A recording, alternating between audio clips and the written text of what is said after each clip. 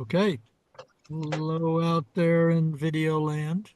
We are continuing our reading of Stanislaus Joyce's book, My Brother's Keeper, of which we are well into. We're in the middle of the fourth chapter, and actually, we're more than halfway done. A little thing that I would say is I think we're all pleasantly surprised that this has been loaded with more gold nuggets than maybe we suspected in the beginning. Yes, yes. And it seems to get better as we go along. So, on today's reading, off we go. All right. I am starting on page 151 in the Viking edition of My Brother's Keeper. And it says, in the fifth and last chapter of a portrait of the artist, in which my brother shows the artist, the young poet, in the throes of creation.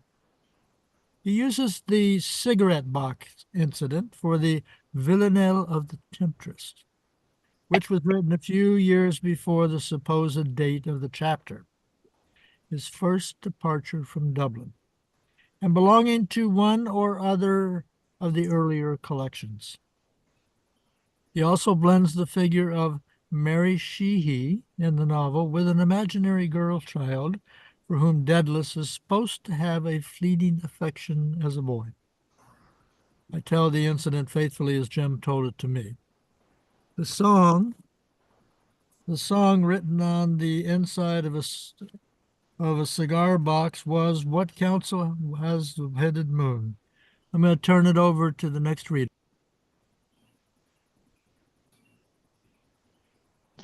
And I kept that curious manuscript for years.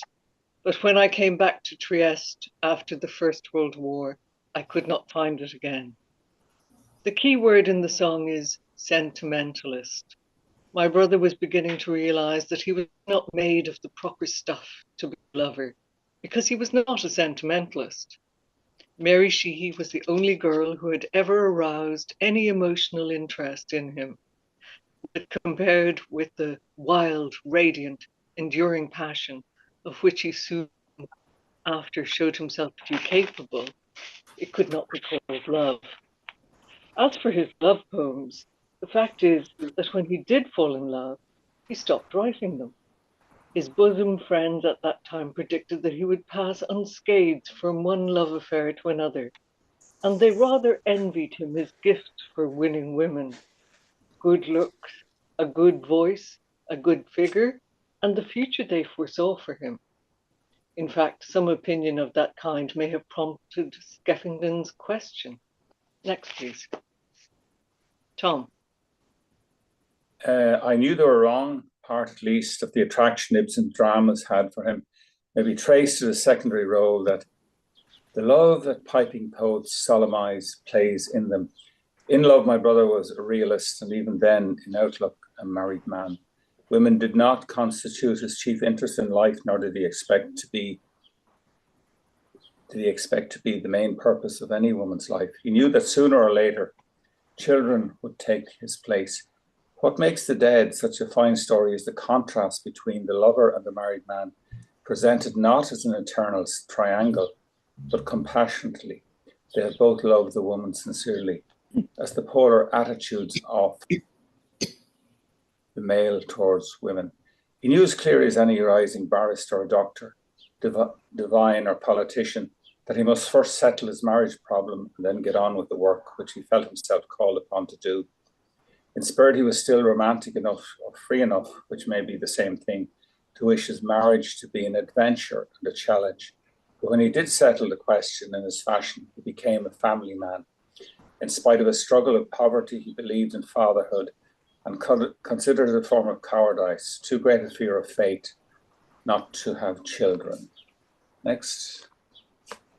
Meanwhile, he was a bachelor, undergraduate who loved women and song, but wine not yet. With women, his contacts remained on a disapprovingly low level, and he was already growing tired of what he called after Swedenborg scortatory love. He concealed his disappointment by saying in the semi-scientific jargon he sometimes affected that whores were bad conductors of emotion, and moreover, that he longed to copulate with the soul. If such was his longing, he should have taken proper precautions to be born in some other country.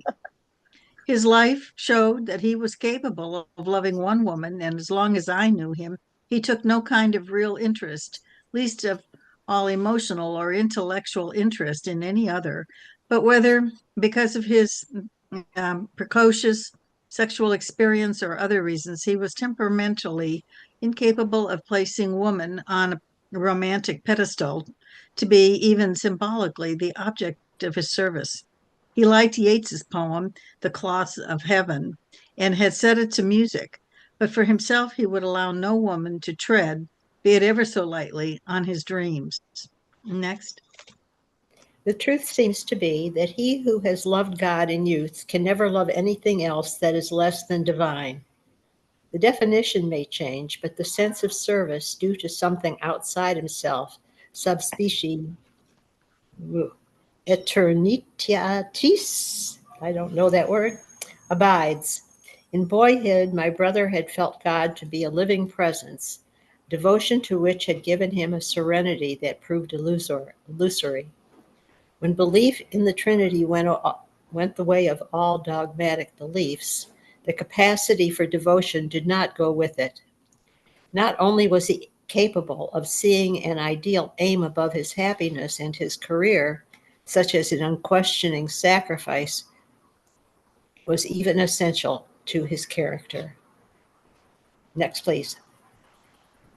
His promiscuous sexual life was open and deliberate, for he despised furtiveness in any form. He considered sexual contact a necessary physical fulfillment and made no apologies for it. He recognized that nature does not allow adolescent or adult males to be continent, that in a less unpleasant way, chastity is as much against nature as homosexuality, and that, in fine, sexual morality must adapt itself to the normal urges of nature and not the contrary. Nevertheless, there can be little doubt that his contempt for sentimentality was in great part instinctive aversion to what he regarded as a clownish idealization of lust, a remnant, this, of earlier piety. There were still other remnants of earlier ideas that the soul is awakened to spiritual life by sinning, his interpretation of the fall. And one of the main themes of A Portrait of the Artist, and a lingering belief in the innocence of girlhood, a simple rosary of ours, he seemed to have compassionate young girls for the brutal incidents of sex upon their virginal innocence. I cannot understand that sentence. He seems to have compassionated, young girls for the brutal incidents of sex upon their virginal innocence. Even amid his drabbing, he himself retained virginal airs, which were partly just the absence of furtiveness. He was young even for his years. Despite the squalor and unhappiness of his home and the torment of mental strife within him, a certain air almost of youthful gaiety hovered about his tall, slender figure. But besides vitality, there was a certain steely hardness in the short-sighted glance of his perceptive eyes that forewarned all half and halfers. Among the various nicknames that Gogarty's ingenuity found for him, there was also the virginal Kip Ranger, further confirmed in a limerick on him by the same author, which ran, Katrina. There is a young fellow named Joyce. Oh, wait, Lois. Yeah. Yeah. I beg your pardon. Okay. Yeah, go ahead, Lois. There is a young fellow named Joyce who possesses a sweet tenor voice. He goes down to the kips with a psalm on his lips and biddeth the harlots rejoice. Yet Jim, quoting prophetic couplets of Blake's, which declare that the harvest shall flourish in wintry weather when two virginities meet together. When two virginities meet together, the king and the priest must be tied in a tether before two virgins can meet together. Used to say that the only two virginities that he could imagine were the Holy Ghost and the Virgin Mary.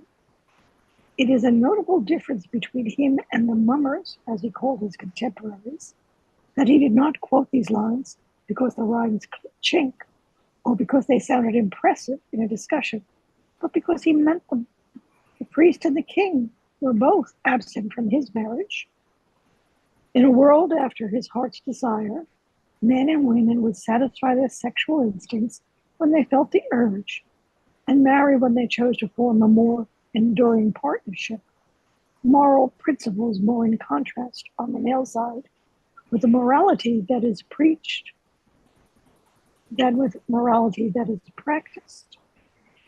He rarely mentioned or discussed marriage, but when he did, it was to pour cold scorn on the sexual immorality which that confederacy of morbid bachelors, the Catholic hierarchy, has striven rather unsuccessfully for ages to impose on reluctant males.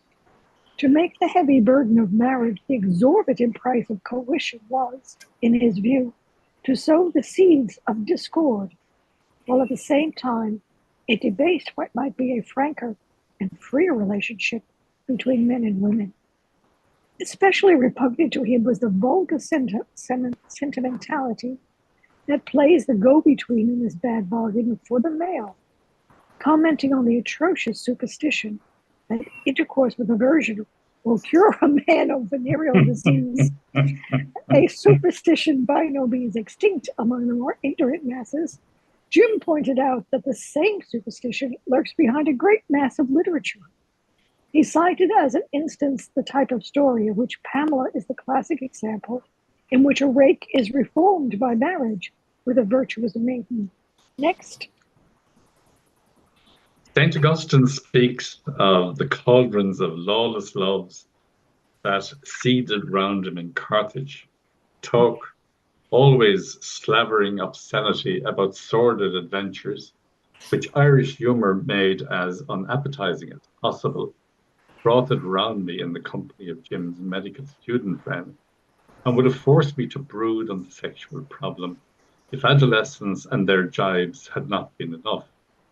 When I refused to accompany them to Nighttown, where they were going to have their sottish fling, they generally preferred to range in groups and drink. One or the other would say pointedly, "Women are a great invention because they save a lot of manual labor."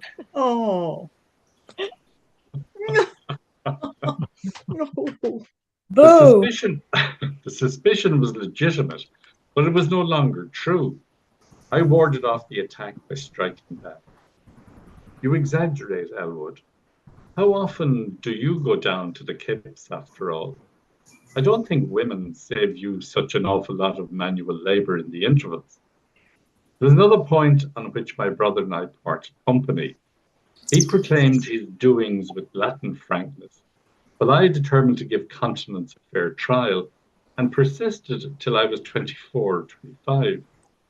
I had no religious scruples. I felt chiefly disgust for besotted satisfaction, increased by certain social qualms regarding the white slave traffic. When I did decide to change my practice, I had no sense of sin and no respect for continence, which had come to seem to me the straight path to abnormality. That presumably reasonable men should think that in taking a vow against women, they are doing something pleasing to the Creator who created women and continues to create them in greater number than males, seems to me an absurd and intolerable attitude, far worse than class hatred It is the ostracism of a whole sex. In fact, this ridiculous attitude has been the mainstay of low comedy for many centuries, so that obviously I am not the only one that has felt that a renunciation of woman is the first step towards homosexuality. Certainly, the horror of women, which found expression in so many monkish diatribes, and which, though less vocal now, still exists today, would find a chorus of approval in all the sodomites that have ever lived. Next, please. Men invent their own tragedies. They invent a sadistic god with a sin-hunting mania who, when the pretty country folk do lie between the acres of the rye, reacts to the scene like Betsy Trotwood to Donkey Boy. What the pretty country folks do was his invention. It would be comedy instead of tragedy if religious teachers did not queer the pitch by instilling their obsessions into children. Unromantic by nature, I now believe in frankness with women in soap and water without making a fetish of either. In her book, Poets and Dreamers, Lady Gregory wrote that Irish peasants prefer any kind of song to a love song and quoted a Scottish Gaelic saying, as loveless as an Irishman. In fact, my brother may have been typical of his race in his attitude towards women, and exceptional only in his recognition of it and in the logic of his conduct. When he did fall in love, it was all in all, but that was not typically Irish. It was typical of any poet anywhere, and it did spoil his verse making, as he had told Skeffington. Irishmen are less prone to passion than given to gallantry. Dramas of passion are rare and find little sympathy among them. Their sudden revulsion of feeling and malignant outcry against their former idol, Parnell, when he became the protagonist of as genuine a love drama as modern history affords, could hardly have happened in any other country in Europe. Bigotry alone is not a sufficient explanation. Love gets a cold welcome in Ireland, unless it is obedient to priestly control before marriage and through the confessional after marriage, too. Unmarried mothers had better be dead than alive in the greenest of isles. If it is known that there has been intercourse between the couple before marriage, it is remembered against them as long as they live. Irishmen seem to marry for prosaic reasons or to get it over, and are faithful rather than devoted husbands. In Ireland, more than elsewhere, the hand-packed husband is a rarity and a laughingstock. For the most part, women do not interest Irishmen except as streetwalkers or housekeepers. Okay, I'm going to stop there. It is in the Anglo-Irish poets that this emotional deficiency is most manifest.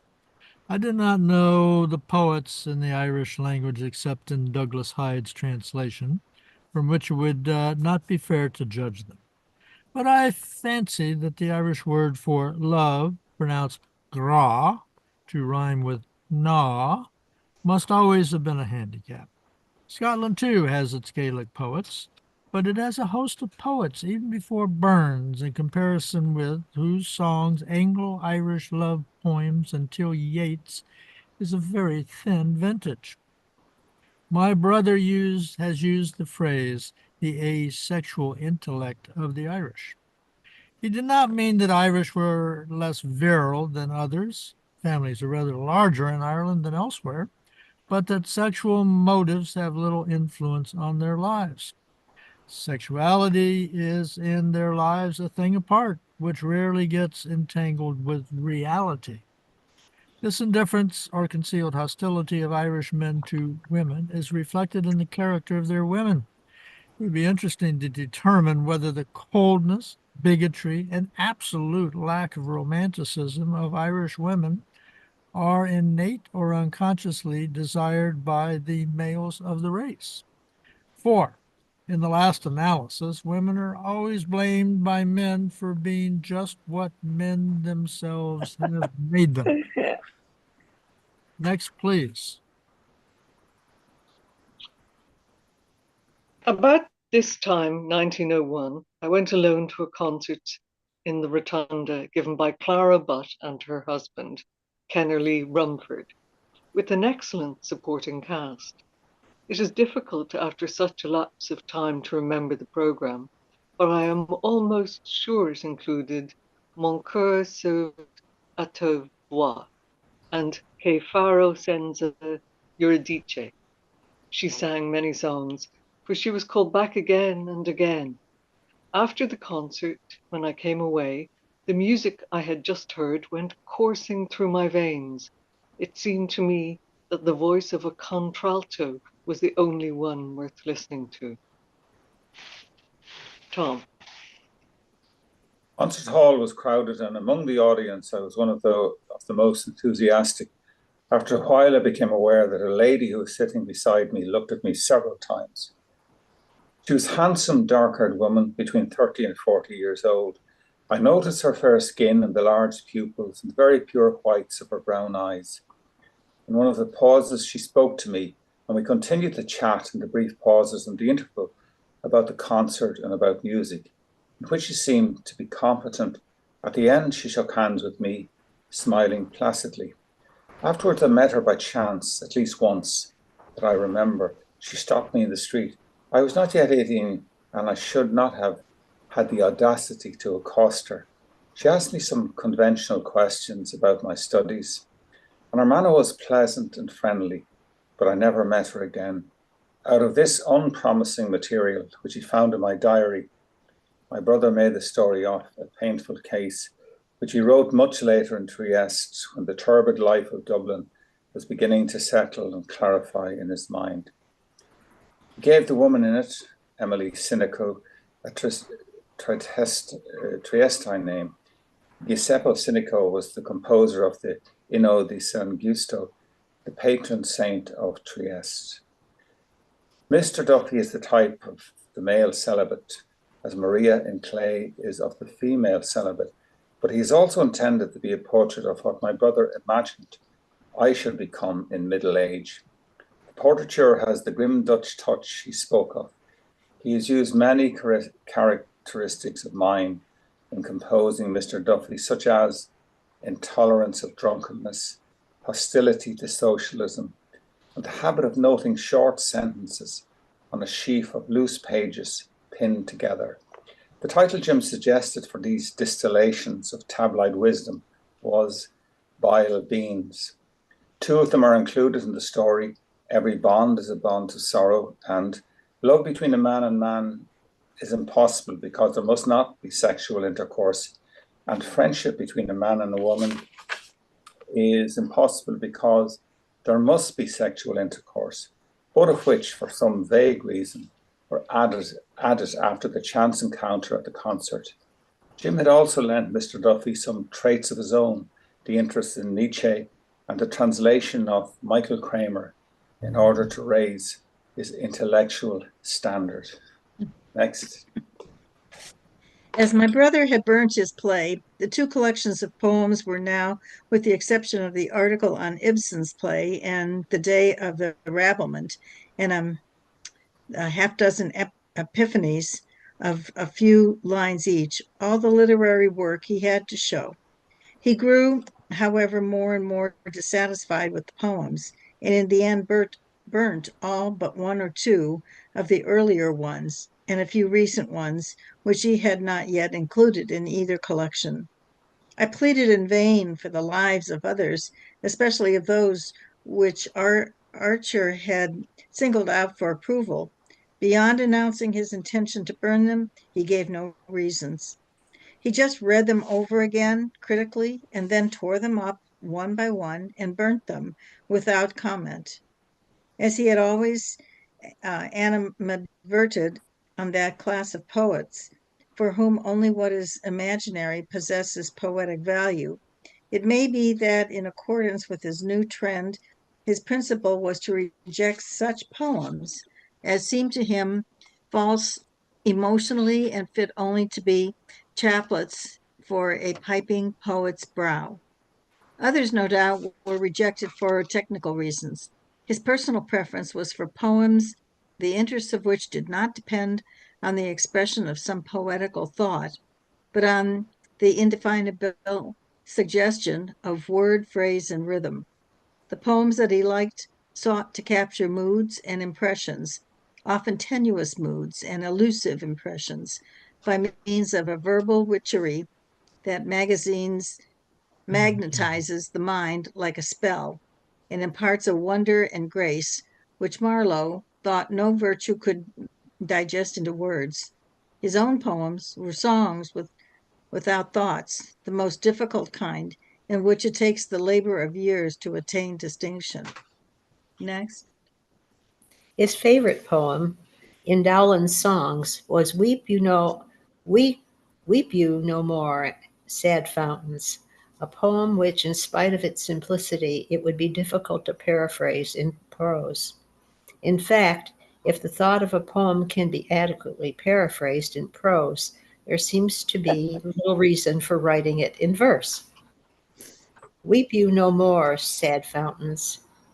What need you flow so fast? Look how the snowy mountains heaven's sun doth gently waste. But my son's heavenly eyes view not your weeping, that now lies sleeping, softly now softly lies sleeping.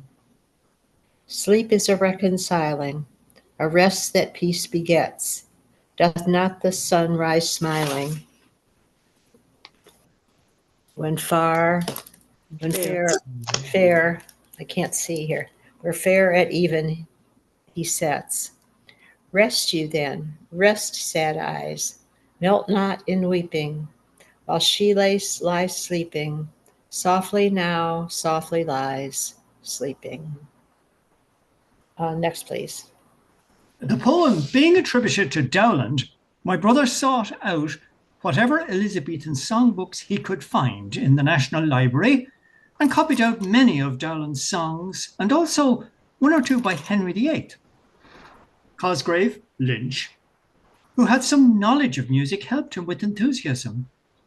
His interest in Elizabethan composers was extended to English folk songs, which he found principally in a collection by Cecil Sharp. The happy lilting airs of Dolly Dolly Ah, the Leather Bottle, and Spanish Ladies suited his mood then better than the pooling Irish traditional music too often heard, even in the excellent arrangements of Moffat and Villiers Stanford. Surfeited with the tawdry melancholy of patriotic Irish poets, he used to say that Ireland had contributed nothing but a whine to the literature of Europe. I think, however, that he had in mind rather Irish music than Anglo-Irish literature, in which satire and comedy predominate. Nevertheless, the paper that he read to the Literary and Historical Society was on an Irish poet, all of whose work remembers wrong and suffering, a poet who was straitly shackled to the bitterness of history and had inherited the worst part of the tradition of his race. James Clarence Mangan, who invented part of his name and part of his life story, had been badly served by those who had written about him before my brother, both by Mitchell's patronising memoir and by Duffy's uncritical labours. Even Yeats found only a certain arid force in The Nameless One and Siberia. My brother was the first, I think, to claim for Mangan the highest place among the Anglo-Irish poets of an elder day, and to try to justify that claim in a pondered essay. He held that some of Mangan's poetry was of a higher order than anything written in English by Irish poets before Yeats. But there was little in the essay of the unmeasured enthusiasm of youth. My brother harnessed his enthusiasms, which were deep, strong, and vital. The air of maturity that marked him out among his co-evals, in spite of the meagreness of his output, may be attributed partly to this, and partly to the fact that with him there was no scission between life and thought. Work and career were not synonymous for him, as they are for most young writers. His work was something above his personal success or happiness, and conceivably even inimical to them. Lois. The essay on Mangan, which was published in St. Stephen's in May 1902, is ornate, involved, highly stylized, and sometimes deliberately obscure. It bore witness to a determined struggle to impose an elegance of thought on the hopeless distortion of a life that surrounded him. But it announced, too, certain purposes from which he never receded, and certain ideas that were to guide the course of his life through much waywardness and error. The essay was no mere literary exercise, nor yet simply an appreciation of Mangan. My brother was clearly feeling his way in it towards the literary tenets that were to dominate his work. A little before my brother read his paper on Mangan, Yeats had written that poetry is the utterance of desires that can be satisfied only in dreams, and that wherever civilization has not plowed up to the roots of religion and romance, poetry lives with passionate incoherence in the hearts of the pure and simple peasantry. This poetry, he asserted, is the imperfect form of what, in the perfect form, is genius. My brother's outlook was very different. He cast aside the passionate incoherence in the hearts of the pure and simple peasantry, together with the desires that can be satisfied only in the dreams. His first paper had been called The Drama and Life. The paper on Mangan could have been called Poetry and Life. Next. He recognizes the classical and the romantic school as representative of two constant states of mind, the one beset by materialism, the other by incoherence. He accuses the romantic temper of being impatient, for him the literary sin against the Holy Ghost, and of creating symbols of ideals that obscure the light. Classical temper, he declares, accepts the place in nature that is given us without doing violence to the gift, and so fashions the events of life that the quick intelligence can go beyond them to their meaning, which is still unuttered. This intuition of the deeper meaning of life and the elevation of the mind that goes with it are what he understands by poetry. For the highest poetry and philosophy deal with the laws that do not take holiday. Poetry is a revolt against artifice and, in a sense, against actuality. It is the poet's simple intuitions which are the tests of reality, and every age must look for its sanction to its poetry and its philosophy. For in these, the human mind, as it looks backward or forward, attains to an eternal state. This ecstatic contemplation is the aim of the highest poetry. Beauty, the splendor of truth, he wrote, is a gracious presence when the imagination contemplates intensely the truth of its own being or the visible world. And the spirit which proceeds out of truth and beauty is the Holy Spirit of joy. These are realities, and these alone give and sustain life. The ecstatic contemplation is identifiable with the radiance of which Daedalus, in a portrait of the artist, speaks to his friend Lynch when expounding his aesthetics based on his study of Thomas Aquinas. He has manifestly transferred his homage to a new trinity, or perhaps, in his view, to a new understanding of the other. In the essay on Mangan, he declares for the classical school for its serener spirit and, quoting Ibsen, for the beautiful, alluring, mysterious life of earth. How far we are here from Yeats' phrase, adapting Pope, the rag and bone shop of the heart. Next. I had suggested that in view of certain odes and laments, Mangan might be considered a survival of the old tribal bards, and Jim had at first intended to include the idea in his paper, but then he rejected it. The paper and the debate that followed were as notable and successful as his first paper had been. The student from Magerfeldt, to whom I have already alluded, Walsh by name, made it the occasion for a personal attack upon my brother based not on the paper, but on the day of the rabblement. And perhaps not altogether on that either. Walsh had published in installments in some North of Ireland country paper, a novel or long story, which had been shown to my brother by some admirer of Walsh's budding genius. I also read it. From one of his poems, my brother quotes a stanza in Stephen Hero. Art thou real, my ideal? Wilt thou ever come to me in the soft and gentle twilight with your baby on your knee? Stephen Dedalus hands back the poem without a word of blame or praise. My brother's comments on both productions instead were equally caustic. Walsh had good reason to be nettled. At the end of the debate, my brother in his turn replied to all his critics in a politely controversial tone, but he ignored Walsh's onslaught. In any case, that rabid and wrathful patriot had already had his answer in a sentence in the paper. He was the archetype of those who hurl their anger against tyrants and yet would establish upon the future as intimate and far more cruel tyranny. Next, please. I fancy that it must have been his success in arousing interest in the Nolan that tempered my brother to use the same technique of curiosity twice again in the essay on Mangan. In one case, to set his listeners guessing who the most enlightened of Western poets might be, and the other to disassociate himself from the worship of broadcloth, respectability, into which the cult of another poet had degenerated. The deliberate obscurity overshoots the mark.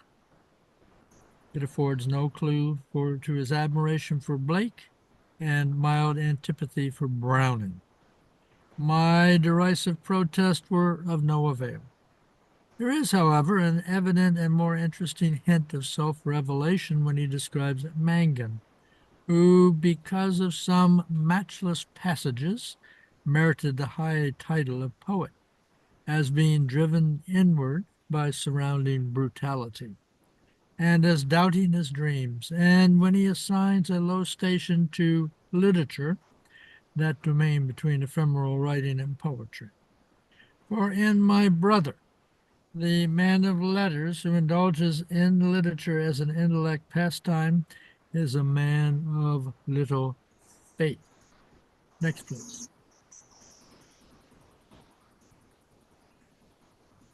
The self-assertiveness and hankering after fine writing reveal another influence that was strong with my brother just at that time, the influence of D'Annunzio. In the course of his reading in Italian, he had come across Le Vergini delle Rocco and had been deeply interested. I can't pronounce that Italian. Does anybody speak Italian? Le Vergini della Rocce. Rocce. And had been deeply Rocce. And had been deeply interested in the imaginary portrait of Socrates in the first chapter. The exaltation of an ardor of life, manifested in a diversity of forms by the development of each one's native energies, appealed strongly to him at this early stage of his own development. The thought expounded in those pages is that the elect are those few spirits who, conscious of their gift, endeavor by self-imposed discipline to become the deliberate artificers of their own style of life, and that they owe obedience only to the laws of that style, to which they have willingly bent their free natures in pursuit of a personal ideal of order and beauty. He held style, good or bad, to be the most intimate revelation of character, and slovenly writing invariably provoked his angry contempt. Next, please. I read W.H. Mallock's Is Life Worth Living, that forerunner of many modern conversions to Anglo-Catholicism. Some remarks on it in my diary induced Jim to begin reading it. After ploughing through about a third of the book, he threw it aside with a contemptuous question. Is prose of that kind worth writing? I was glad that he turned from verse to prose, and full admiration for his striking phrases such as that about the fate that in the Middle Ages sent spires singing up to heaven. But in discussion with him, I admitted to liking for a different style, which I attempted to define as the style the man in the street would use, if the stress of emotion urged him to express himself in the words he knew best.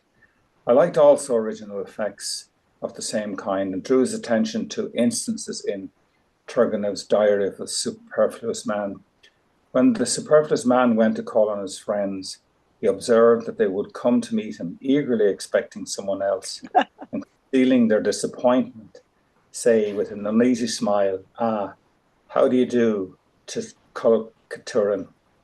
I said that the funny Russian name must surely correspond to Higginbotham in English. The conclusion of the diary, with the man's face drawn on a blank space at the foot of the last page, and the aimless scribbling by someone who had found and read the diary after the unfortunate Tulkaturin's death, seemed to me a masterstroke in the expression of futility. Jim was interested. He said he would read it again. Anne? Although the Irish national question is barely glanced at in the article, it is evident that the young writer of it is already struggling to awake from that nightmare which is history. In his childhood, the vaguely understood drama of Parnell had not stirred any feelings of patriotism or nationalism in his heart. Rather, under his father's influence, it had implanted there an early spirit of revolt against hypocrisy and clerical authority and popular servility to it.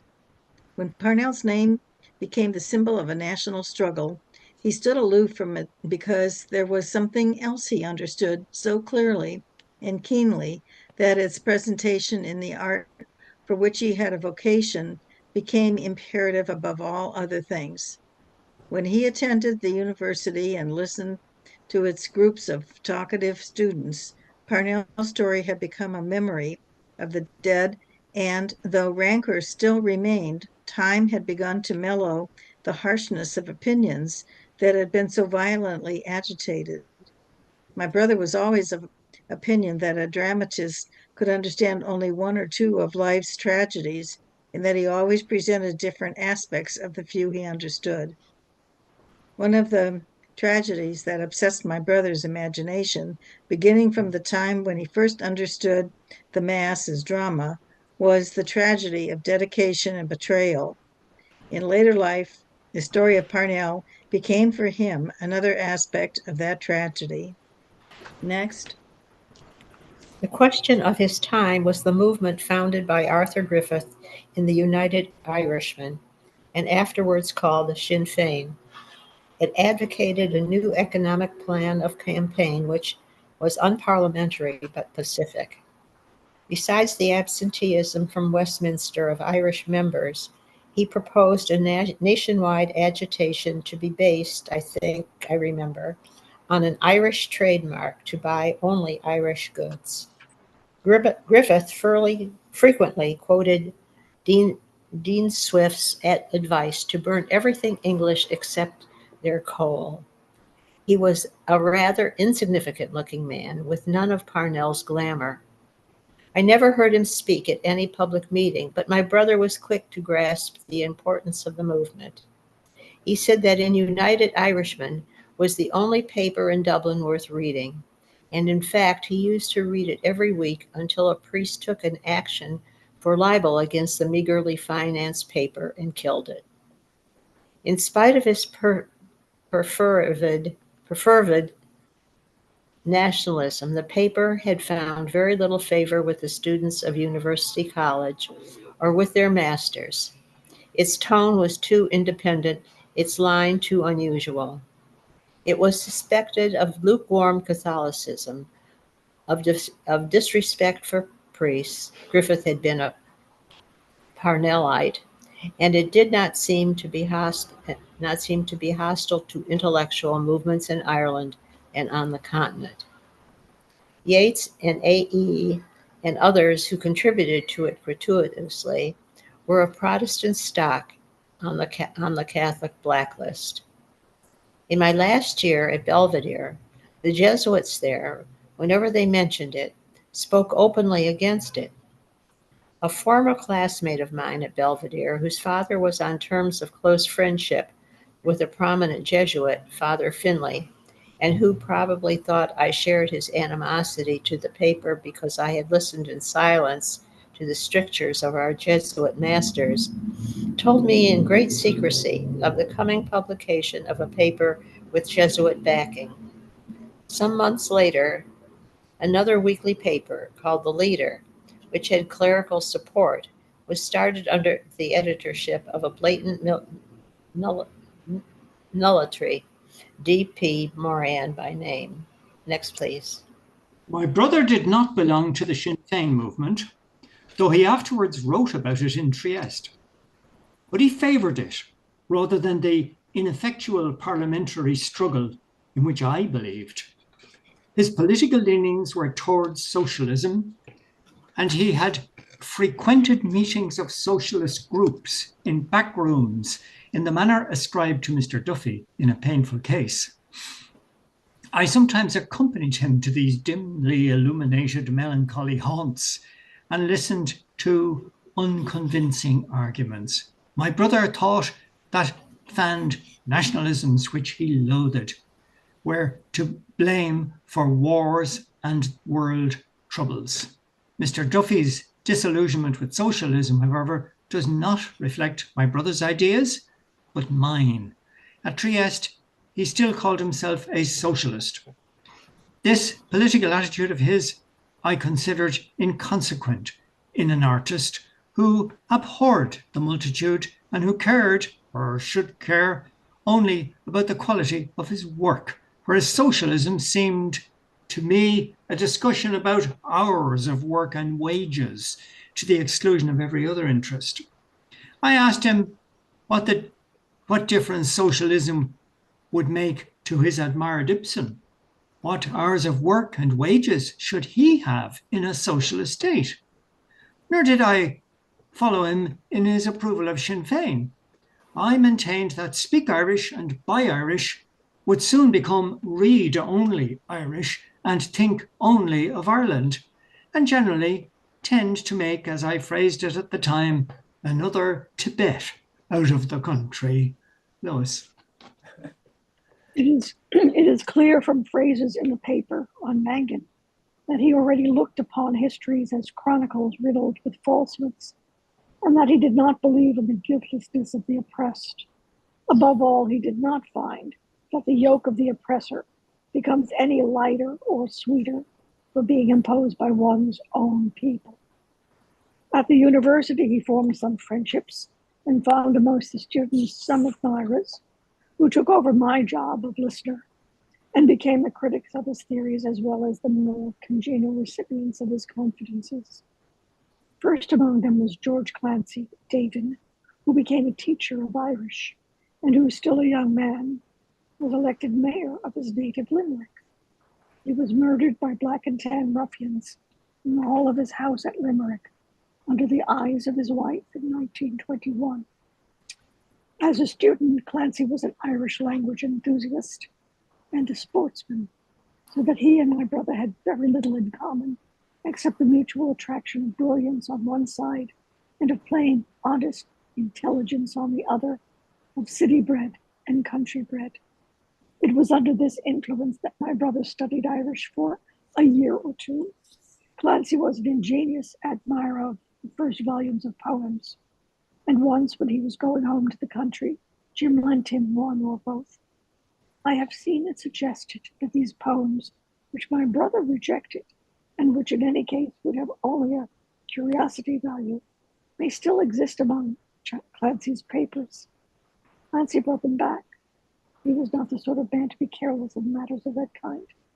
I remember seeing in the margin of a poem on the Valkyrie pencil markings, apparently of approval, not by Clancy, but perhaps by some younger brother.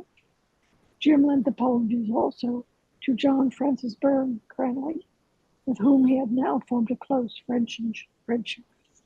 When some days later Byrne brought the two copybooks containing the poems with him to University College, intending to give them back to Jim.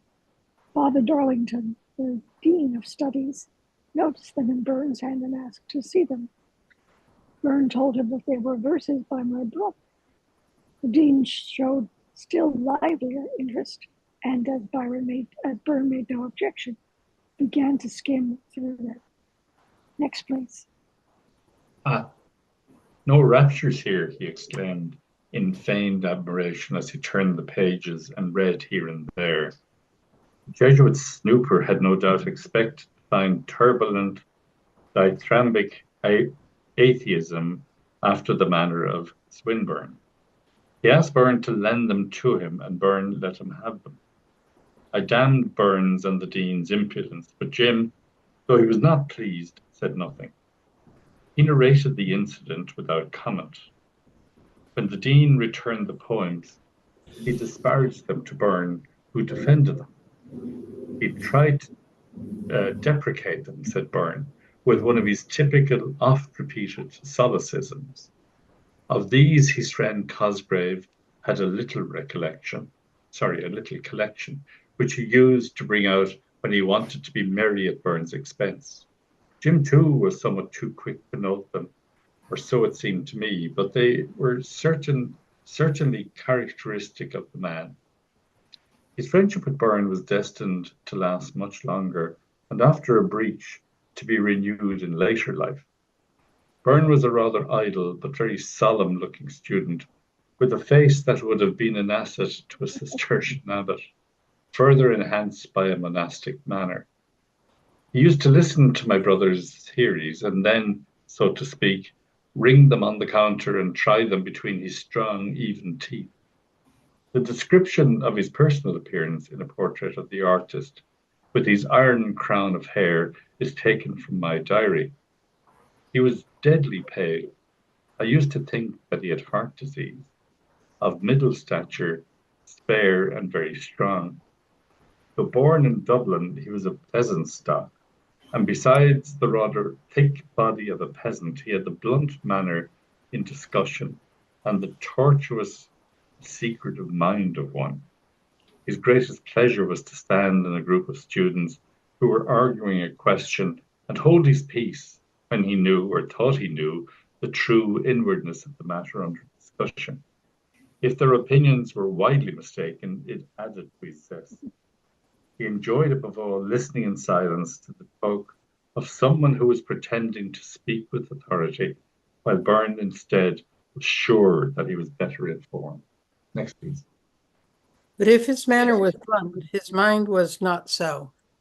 He was the best chess player in the university, and he had read a good paper on Thomas à Kempis's The Imitation of Christ before the Literary and Historical Society.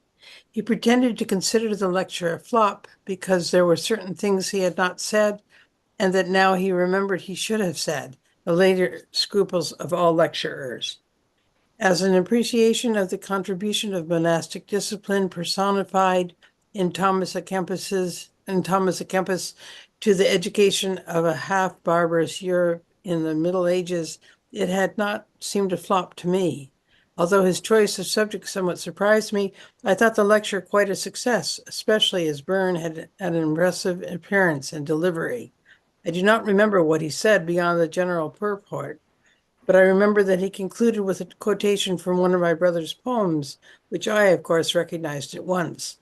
Only a few minutes later, Jim, who was habitually unpunctual, had wandered into the hall as if sent in at that moment by a stage manager. I quarreled with him about it. I said it looked like a studied insult. But Jim explained blandly that he had come slowly across town because he knew that before the lecture, they usually fiddled about waiting for people to turn up. And he thought that if he came early, he would find nobody in the hall. If Byrne was offended, he did not show it. I left them together after the lecture. Now, should we stop here and talk? Because Yes, actually, Only- yes. We have a half hour. Yeah, and we've read a lot. And covered a lot of ground. Yeah. So I'm very impressed with how much um, Stanislaus knew about his brother. I know he's a brother. I know they spent a lot of time together, but still he seems to have enormous insight into his brother, which I think is very unusual. Yeah. And just to add to that, the quality of his writing seems to Yeah. get better as the further we go through his book. Yes. Mhm. And also the material that he claims James Joyce took from his diaries or his experiences and used in his stories. The painful case being one. Yeah, actually, as we wind up the book in the coming weeks, it might be a fun read the first 10 or 15 pages, just to see if the quality of the writing, this is a horrible statement for me to be made, just to see if the quality of writing was as poor as we thought in the beginning, I didn't think it was or if we had just missed. I see, Katrina, you look like you have a shocked look on your face. I'm sorry if I've shocked anybody.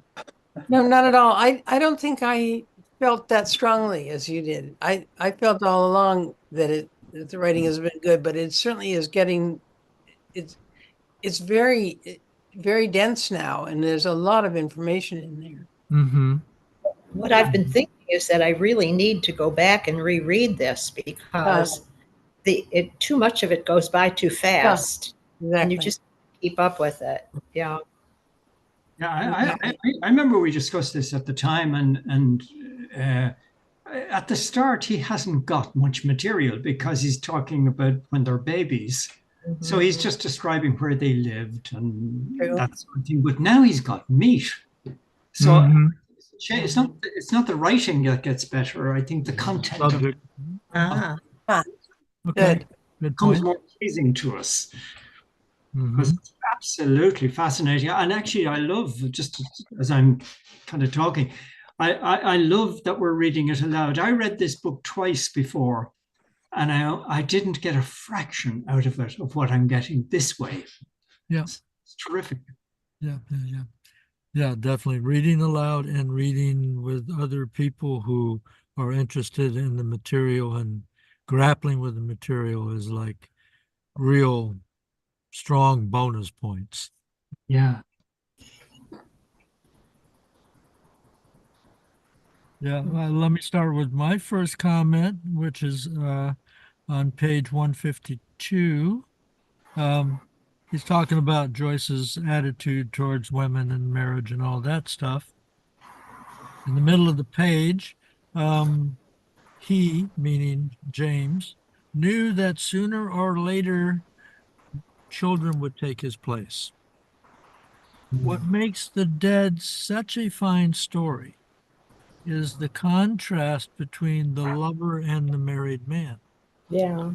Presented not as the eternal triangle, but compassionately. They both have loved the woman sincerely as the polar attitudes of the male towards women.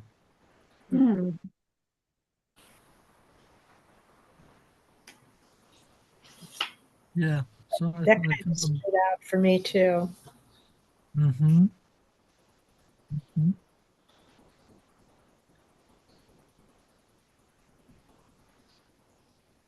But the thing about marriage is having trouble once they have children. That it's just like a common understanding that the men are free from all the discipline and care for children, and that's the woman's role in the relationship.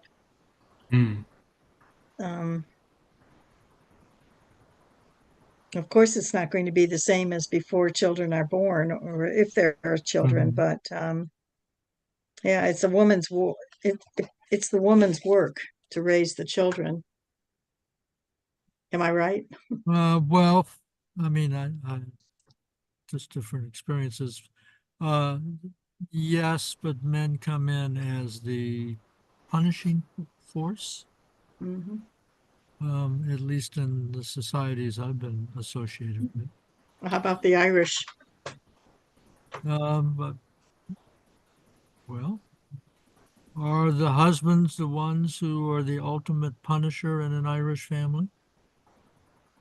I don't know, but Unfortunately, we can only speak of our own families, and I distinctly remembered never being punished by my father. I do remember being spoken to, and spoken to in terms of that wasn't a very nice thing to do. Okay. Like he was a working class man from the city centre of Dublin, Mm-hmm. and a man who could look after himself on the street if he needed to. Mm-hmm. And so I like the idea of the male as the punisher. To me, exists only in cartoons.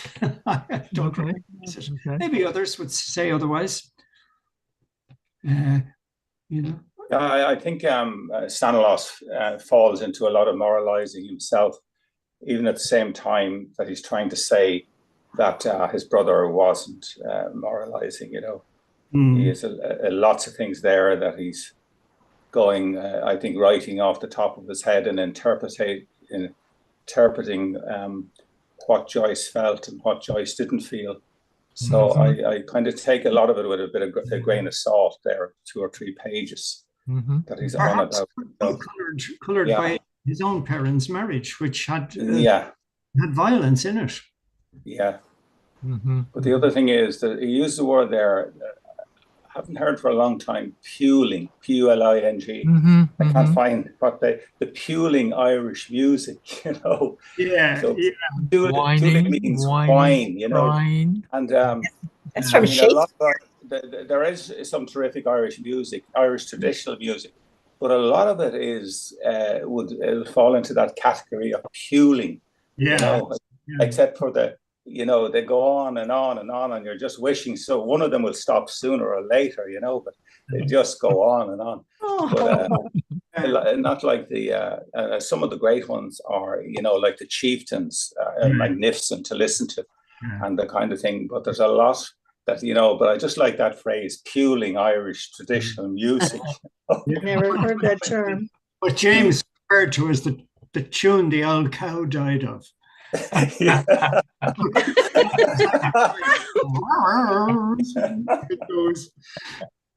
But you get that in traditional music around. Like go around mountains in the north of Greece, and you same willing to stop stuff. Yeah. Country and Western music. There's a lot of whining going on in country and Western music. And actually, in Japan, they have a form of country and Western music called Inca. And it's amazing. I mean, they're playing a kind of a traditional Japanese instrument, but it really sounds like a kind of banjo sort of thing. And it's also, obviously, even though I can't understand the words in this case, they're doing a lot of complaining. Yeah.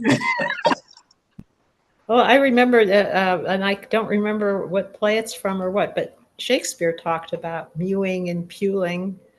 Does he? Yeah. Good. Yeah. Mewing and puking. I can't remember what that's from. I can't remember. I was thinking of that the other day for some reason. Yeah. Macbeth, maybe? I don't know.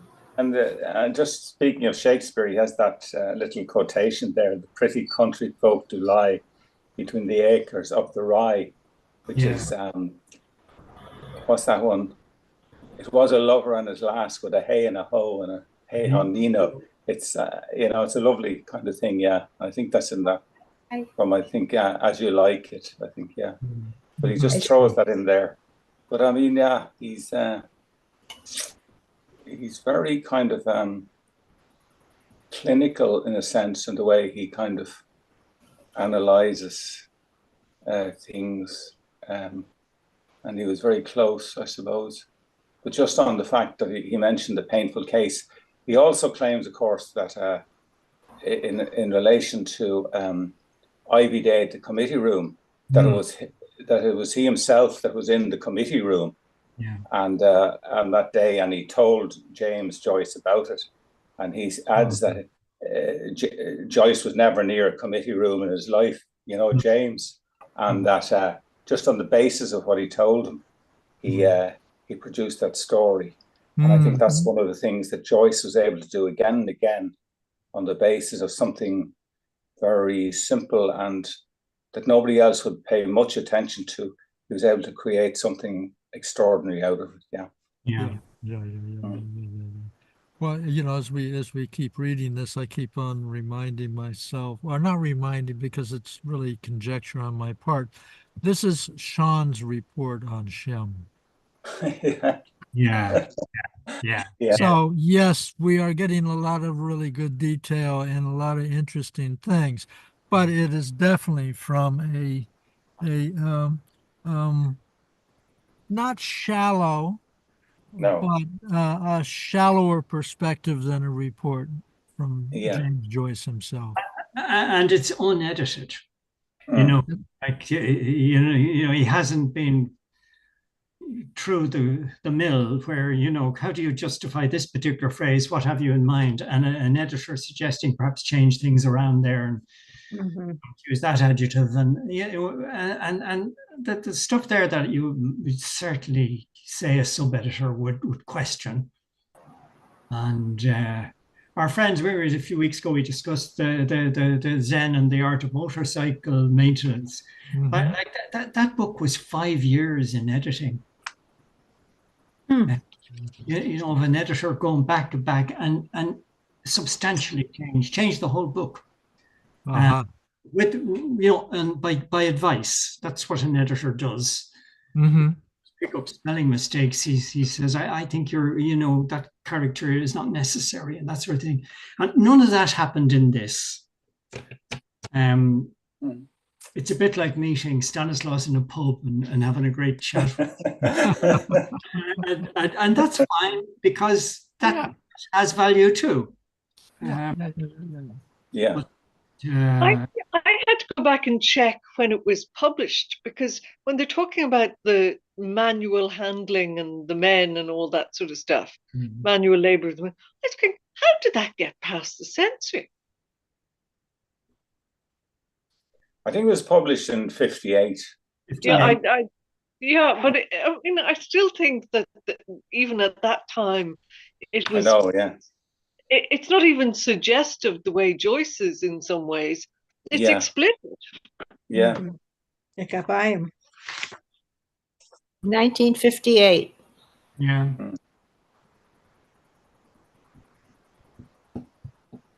And doesn't Stanislaus die after this book is finished? He kind of dies in the middle. He died in 55, I think.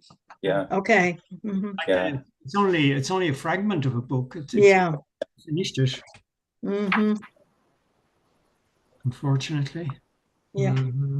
Well, now this was published in England, right? Was this published in England?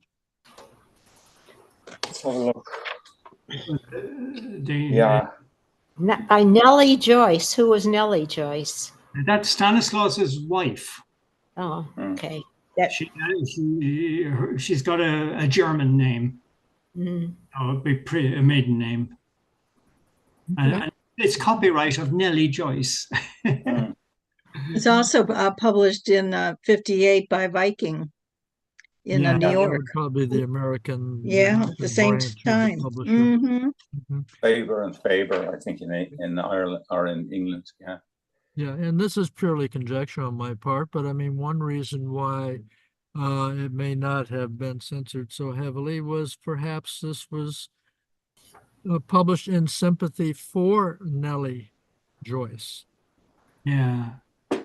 You know, that it was kind of a way to support her in her widowhood. Pure conjecture on my part, forgive me. I have a bad habit of going out on a limb like that. So I I'm not surprised because I was, I was a teenager during the in the 1950s and 60s, and I remember a lot of that phraseology was common parlance. Mm. You get it in Ulysses, any man that would raise his hand to a woman, except by way of, and there's an exception. Uh-huh. But what is it? What's the exception? What's her name? Gertie McDowell uses it in her, except by way of kindness. The idea that you could raise your hand to anyone, which means hit someone out of kindness. Oh. Hmm. But and that, in 1958, corporal punishment existed in schools. Mhm. You couldn't complain to your parents, so they'd probably hit you again or something. This was the thinking, or they'd never say, well, maybe the school authorities are on a limb here. We should go and have a word with them. They say, well, if that priest did it, it must be right. Yeah, no. That was very much the time using the old Bible thing, spare the rod and spoil the child. Which you could say that I only punished them. But my father just kind of would say things to me and maybe hit me once or twice. And it was always, this is going to hurt me a lot more than it's going to hurt you. Yes, that was parlance. That would be there. It's sort of Can't remember ever being hit. Good. Or seen anybody, known anybody that was being hit. Did you ever see anything in a supermarket that you felt you should intervene with? Examples of parenting. Some little 3 or 4-year-old, doing what 3-year-olds and 4-year-olds do, and the adult losing the head. That has kind of died out now, mercifully, in the last 15 or 20 years. But it used to upset me terribly. I used to leave supermarkets. It's very upsetting. Yeah, I get involved, I think the worst form of punishment, I think, is shaming. And in my experience in school, the nuns were very, very good about that. And after they would get finished shaking the finger at you, they would say, your poor mother will have to hear about this. So, so it happened to me once, and I went home and I was waiting for the criticism, and my mother just collapsed in laughter. So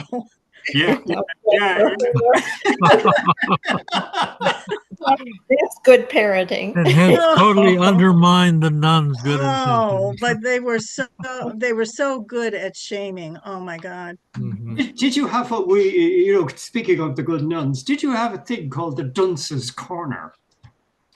No. Well, I know what you mean. Yeah. And I think we might even have had a dunce's hat that you could put on. Did you have the pointed hat? It was much talked about when I was a child, but I never saw it happen. I don't know whether I read about it in comics. Go sit in the corner. It was always, that was a punishment. Go sit in the corner. But you would wonder, did these guys go on to become brain surgeons as a result of being sort of singled out in that way, or did they burn down schools later in their life? Probably a little of both. But it comes out there. It's actually quite, that part of this book is upsetting. It's like that bit of part I quoted, because last time I read with my Ulysses group, we had that, and I remember getting upset as we went through, because it just jumped out to me. Mm-hmm. They're first timers at Ulysses as well, and I knew it was jumping out to them.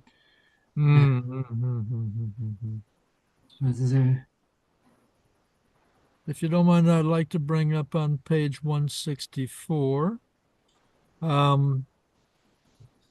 the second paragraph, he recognizes the classical and romantic school as representative of two constant states of mind, the one beset by materialism, the other by incoherence. Yeah. He accuses the romantic temper of being impatient. Parentheses, for him, the literary sin against the Holy Ghost. Yeah.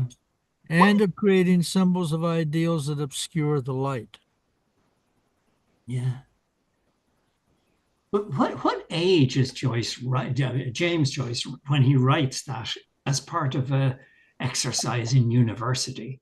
You know, it sounds to us like a major literary production and statement. Is he, you know, these are 18, 19 years of age, Yeah. guys debating Yeah. themselves.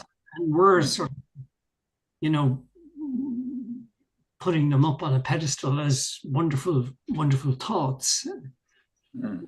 You know, I just wonder, like the stuff I wrote at 17, 18, 19, keep going, any age you want almost, like, is embarrassing, you know?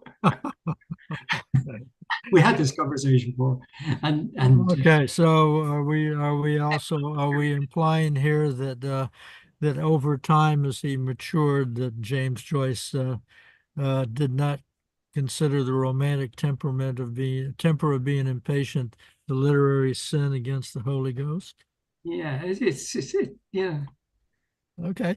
It smacks of I have to have this finished for Tuesday, you know? Sort of, but then I don't know. Okay. So let me try another one on 165. Art thou real, my ideal? Wilt thou ever come to me in the soft and gentle twilight with your baby on your knee? Did anybody else hear Stephen F. Foster in this one? Stephen Foster, did you say? Yeah, Stephen F. Foster, our Southern minstrel man. Oh yeah. That's yeah. With your baby on your knee. Yeah. Oh, Susanna. Oh, Susanna. Oh, Yes. Susanna. Oh, Susanna, won't you cry for me? I come from Alabama with my banjo on my knee. Baby on your knee. It's my banjo on my knee. No, I didn't.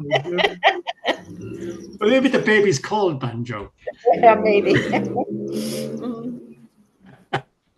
Yeah. That's very good.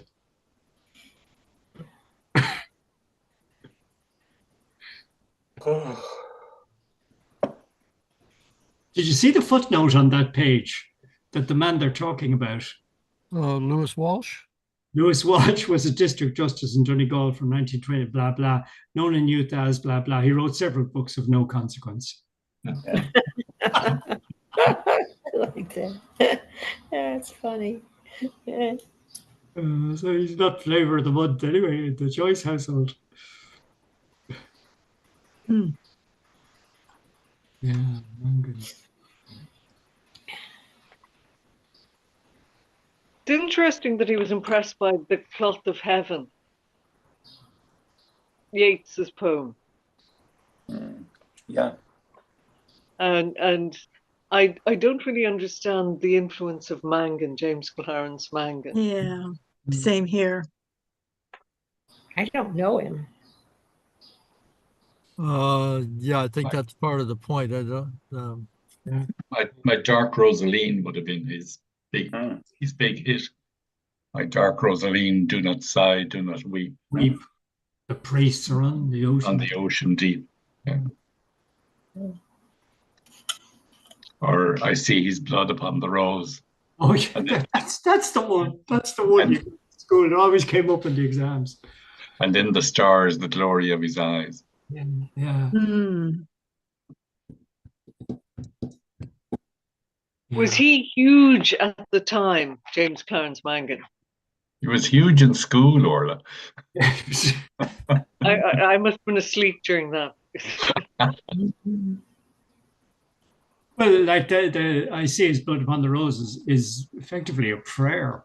So in a Catholic school, you know, I mean, they're looking for safe poems for the kids to learn. They don't want them going off doing erotic stuff. I'd have to contradict you there, Joe. They weren't looking for safe poems for us to learn. They were looking for safe poems to beat into us. Well, in the name of kindness. Correct. Always. Yeah.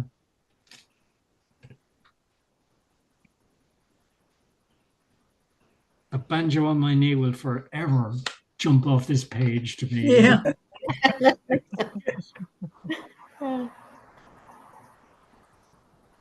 That was a song that Billy Connolly used to play, the comedian. And for his 60th birthday, he got a tattoo of a banjo on his knee. On his knee? On his knee.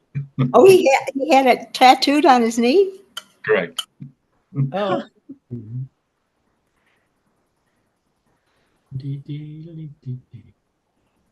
I suppose as well that this is an era, we're 19 whenever we are, we're 1890s here. There are no radio, there's no television. Right. The only like outside sport, the hobbies are reading for children. And that's why they've read so much. I think it was Orla said that last time we were sort of around that idea. Like they're so well read. I've never read Diary of a Superfluous Man. I don't know if anyone else has. But these boys have. Well, the quality of my reading was not so great, but I was raised where the only television was in Spanish, and it was basically bullfights and variety shows, which I wasn't interested in. So we did have movies. We had one movie theater, but the main entertainments were hanging out with friends and reading. Reading. Mm-hmm.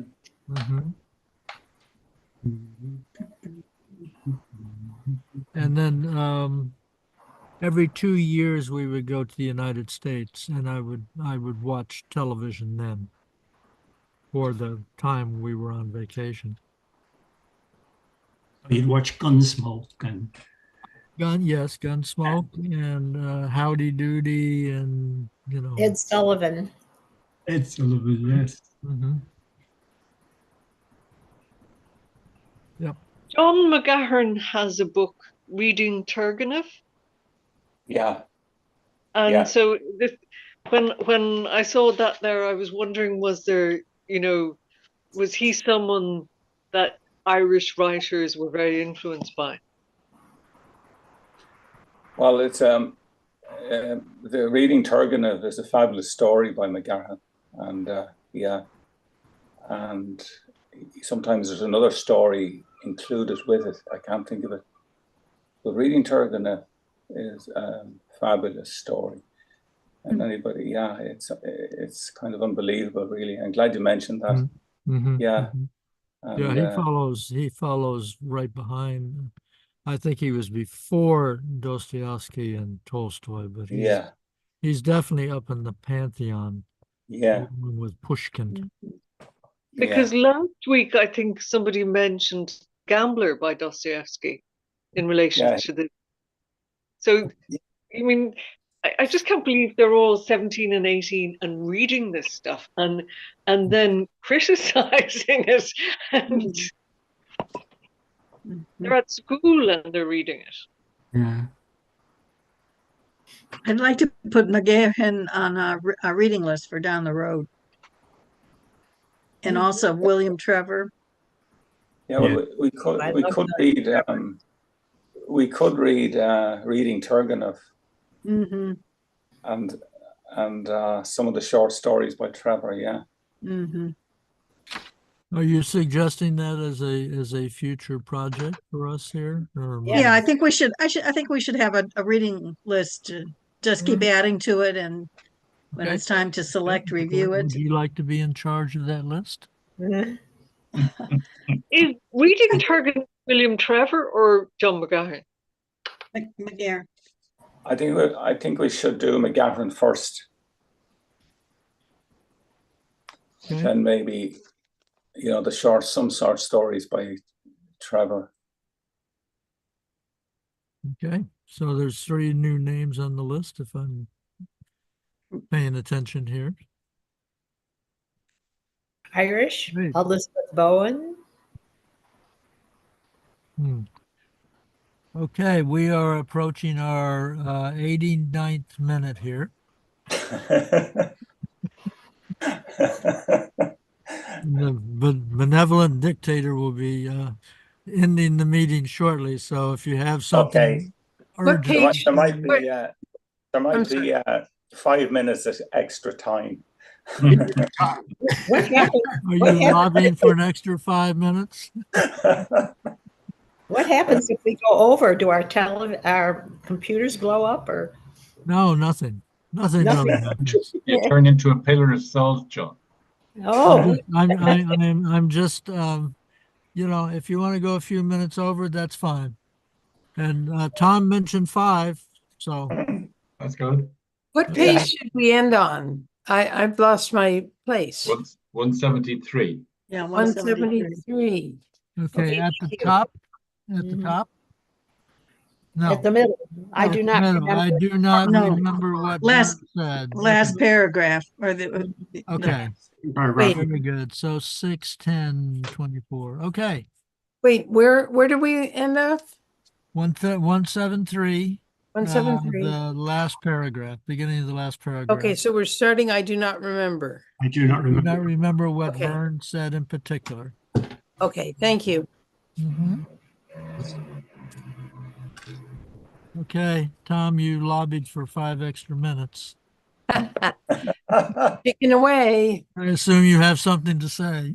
No, I was just thinking of, the way they go on in football, and there's injury time and so forth. So Oh, why not, okay. if somebody wanted to kind of thing, But, but yeah, It's only the referee can add that, John. I know. All right, well, I'll add a little thing on page 171 talking about Clancy. Yeah. And saying it was under Clancy's influence that my brother studied Irish for a year or 2. Yeah. Clancy was an ingenious admirer of the of Joyce's poems. Okay, Yeah. so Did you see that the sentence just under that? I have seen it suggested that these poems, blah, blah, blah, may still exist among Clancy's papers. Yeah. Isn't that a very interesting thought? Yeah. And I was thinking of last week's, or was it the weeks before? What's the translator of Ibsen?